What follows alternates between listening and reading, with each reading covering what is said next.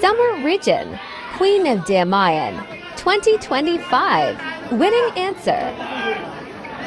Your judge number is number 3. Good morning, candidate number 9. Good morning, ma'am. My question is, how do you manage to take care of your physical and mental health in times of criticism? Ulitin ko.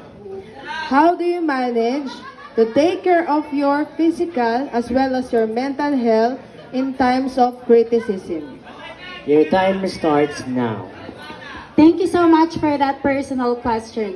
I believe that I can manage my physical health as well as my mental health in times of criticism by taking this criticism as a learning. Because always remember na kung iisipin natin ang diskriminasyon, ito lamang ang magpapababa sa atin.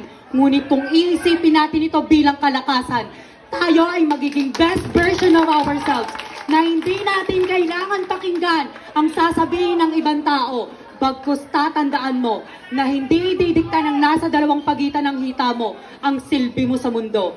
Bagkus kung magbibigay ka ng kabutihan kahit binababa ka ng ibang tao, ayun na magsising legasiya mo bago dumiretso ang iyong paa at bago pumikit ang iyong mga mata. Always remember na hindi naririnig ng tenga ang tunay na aral ng mundo. Always remember na ang binigay ng Diyos ang tunay na aral na ating ipapamuka sa ating kapwa-tao. Thank you. Number 9.